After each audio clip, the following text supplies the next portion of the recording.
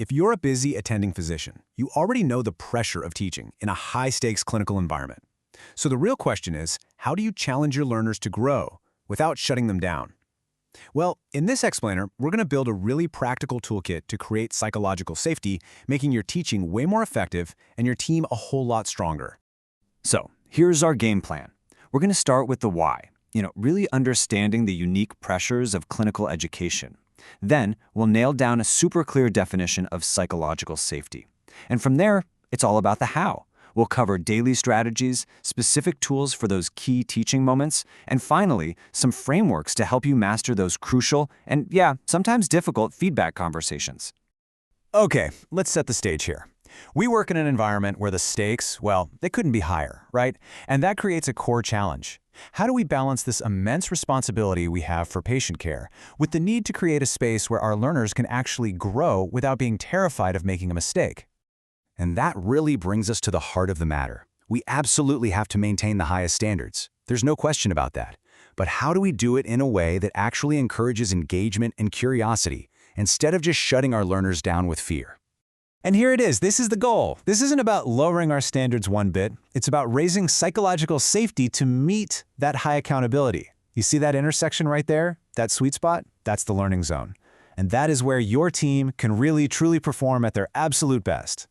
So, to get to that learning zone, we've got to be on the same page. What do we actually mean when we talk about psychological safety in a busy clinic or hospital?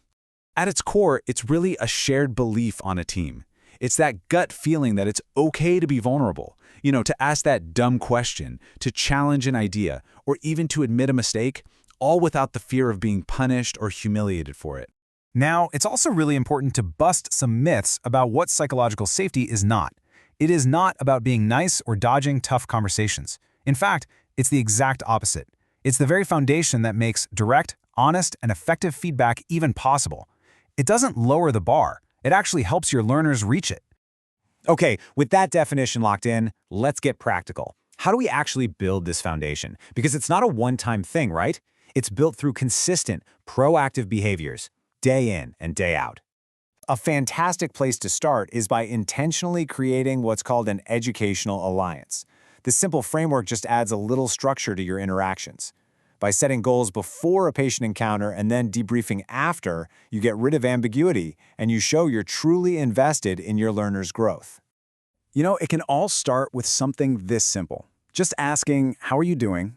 and really meaning it, really waiting for the answer. That opens the door. It shows your learner that you see them as a whole person, not just as a set of clinical skills. And the next step is just as critical. Listen. And I mean listen without immediately jumping in to fix everything. Just holding that space for a learner to voice their concerns and feel truly heard, that is an incredibly powerful way to build trust. Now this can feel a little counterintuitive, but sharing your own fallibility is huge. Acknowledging your own stresses or uncertainties doesn't undermine your authority at all. It actually makes you more approachable, and it models that it's okay not to be perfect. It gives them permission to be human too. And finally, use your position of authority to signal allyship.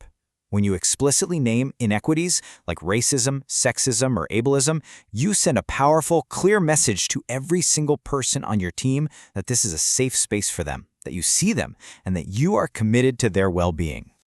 Okay, so we've covered the daily habits. Now, let's stock your toolkit with some specific things you can use right in the moment, during a busy clinic or on rounds, to actively teach with psychological safety in mind.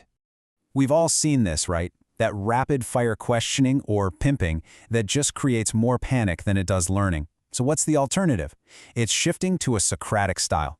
By using more open-ended questions and actually allowing for silence, you're moving from just testing recall to building real clinical reasoning. You're inviting curiosity instead of fear. Here is a fantastic way to structure your case presentations. It's called the SNAPS model, and it totally flips the traditional script. It puts the learner in the driver's seat, asking them to summarize, narrow the differential, and even probe you with their questions. This really fosters a sense of ownership and makes the learning super efficient. And this is just so important. A safe learning environment has to be safe for everyone. Our more introverted learners are often these really deep thinkers who get left out by all the fast-paced questioning. Simple little tweaks like giving them questions ahead of time or just pausing for 5 to 10 seconds after you ask something can absolutely unlock their incredible contributions. All right, let's move on to the final and maybe the most challenging piece of this whole puzzle: how to deliver difficult, constructive feedback. Because this is where psychological safety is really put to the test. Effective feedback begins before you say a single word about the feedback itself. First, find a private space. Then, ask for permission. This one simple question frames the whole conversation as a respectful partnership, and it actually prepares the learner to hear what you have to say. So instead of just launching into a monologue, try this dialogue-based framework. First, you ask the learner for their self-assessment. So, how do you think that went? Then, you tell them your observations, sticking to really specific, non-judgmental facts. And finally, you ask them to collaborate on a plan to move forward. It's a coaching model, and it really empowers the learner. And here's how you can structure that tell part to make it even more effective. Start with a neutral observation: "I noticed that." Then state your perspective or advocacy. From my perspective, the impact was, and then immediately follow that with inquiry. What was your thinking there? This little structure separates the data from your judgment, and it genuinely invites their point of view. And so we come full circle, right back to this. Everything we've talked about, from just asking how are you to structuring feedback, it's all in service of this one powerful equation. This isn't about being softer. It's about being a smarter, more effective educator by intentionally creating the conditions for excellence to flourish. So, where do you start? Look, this isn't about doing a complete overhaul overnight. It's about making small, intentional shifts. So think about it. What's one thing from this toolkit that you can try tomorrow? Maybe it's pausing for 5 seconds after a question, or maybe it's trying the ask, tell, ask model. Whatever it is, that single step is how we begin to build a safer, a stronger, and a much more effective learning culture for everyone.